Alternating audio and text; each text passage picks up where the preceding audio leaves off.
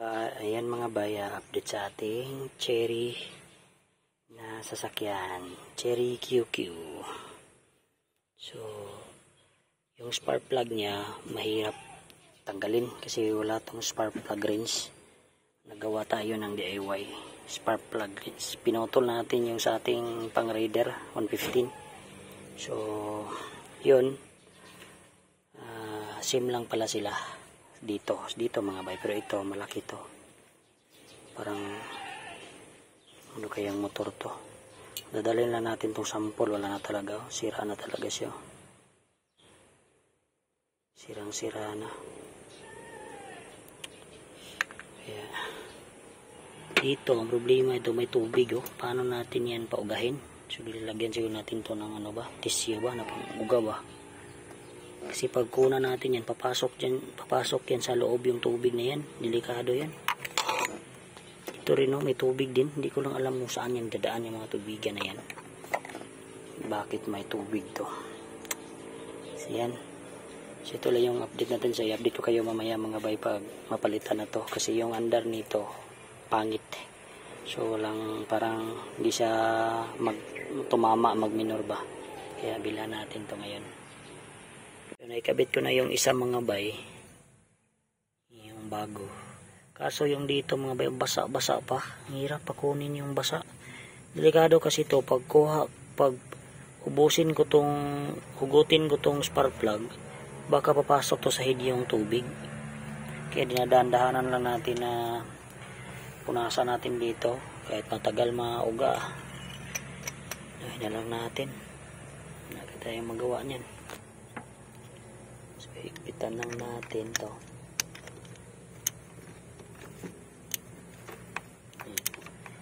Tama-tama lang na pagkahigpit. Hindi lang siya baka maputol ba. Tama-tama lang. Ganito. Okay.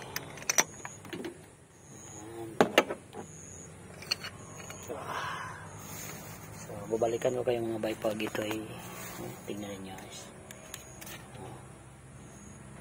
Kita ninyo, grabe ang basa pa. May tubig po sa ilalim. Hindi ko alam kung saan galing doon kasi natambay kasi ito ng 4 na taon mga bay na hindi umandar, kaya pinaulanan lang doon. Siguro dito dumaan yung tubig, pagkatapos kung pumapasok na dito sa ilalim ng spark plug. Ito kasi yung kadalasang mabasa. Butin lang itong dito, hindi na sa dito. Sige, parang dito sa galing ng tubig. So, i-update ko lang kayo mamaya pag andar nito. So, alam naman natin yung andar nito is palya-palya. Kasi yung spark plug sira. So, balikan ko yung mga bay pag matapos na yung 3 mga bay. Let's go! Yung isa mga bay, malapit na matanggal. Tapos na uga na siya. Medyo may katigasan. Para kasing ano na siya. Tawag dyan.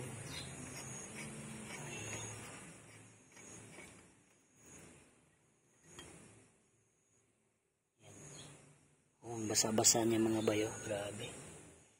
Talagang mahirap. So, kaya linisan talaga natin ito.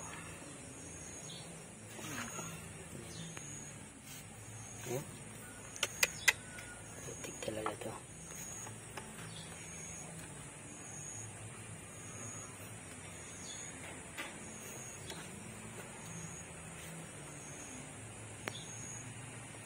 Tubig talaga na pumapasok mga bay sa nandar to.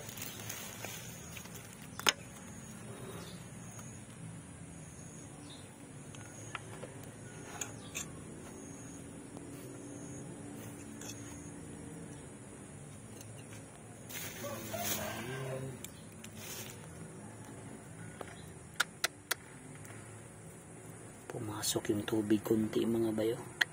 Talaga ba kita niya kunting tubig, may sana na lang yan, ano lang tawag niyan, hindi lang yan makapikto, konti naman nila tubig.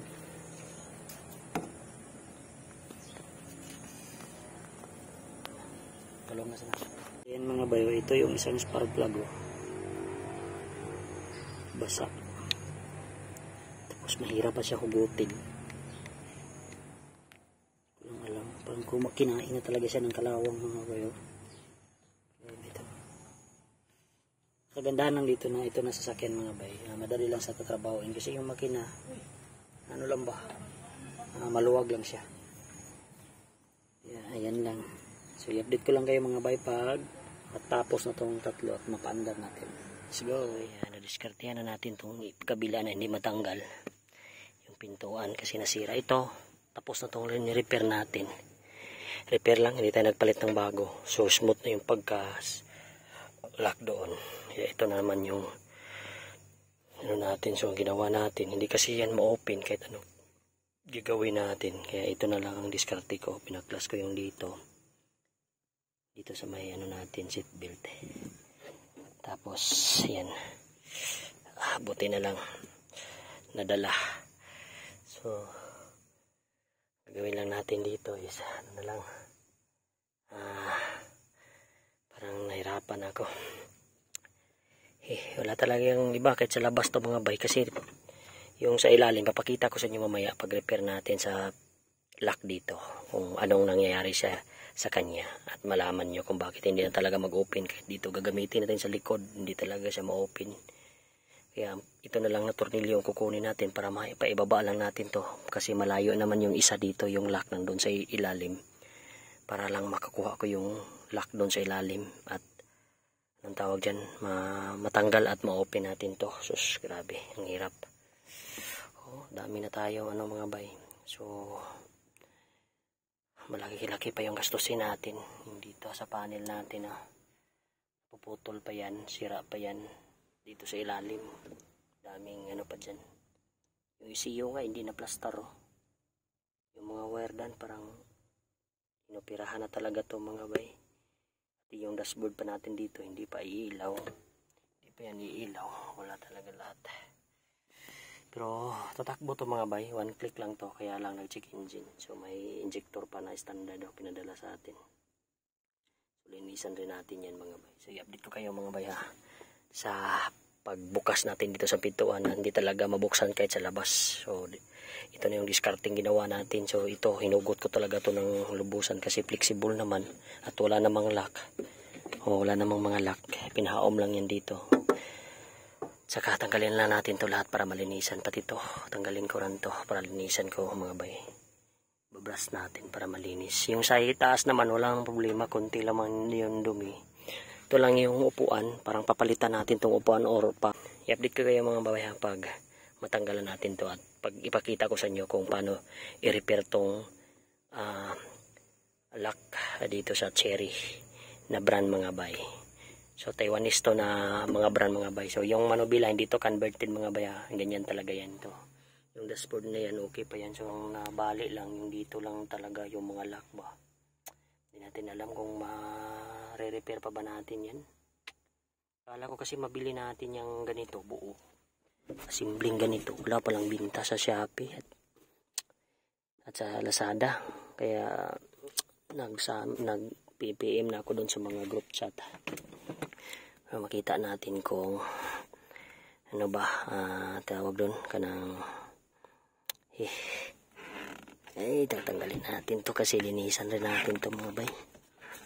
Ilalim ito pangit kasi yung pinadala sa atin na ganito yung manubila niya mga bay, stock talaga pang ganito para linisan natin. Ay nako, buhay nito, dami pang mga problema nito sa sasakyan mga bay. Kaya yan, pataasan talaga ng pasensya. Isang sako yung pinadala sa atin na medical at paracetamol nito, kaya hindi tayo mabalaka mga bay. Let's go. Kawawa ng Diyos mga bay, nabuksan na. Nadali pa natin dito, buti na lang di sira to. So dapat ganito na lang diskarte, kukunin natin to. Ayan. Babalikan ko yung mga bay, papakita ko sa inyo yung paano yun ayusin yung lock dito na hindi na tayo bibili at babalik siya sa original na kilos mga bay. Let's go.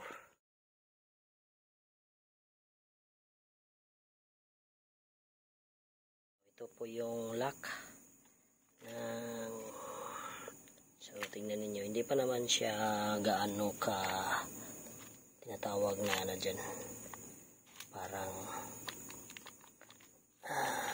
kinalawang, kasi hindi ito masyadong pinaulanan tong sasakyan na to, kaya hindi naging ganito ang sira niya.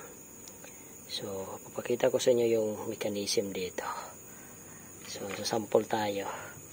So, ipapakita ko sa inyo ha.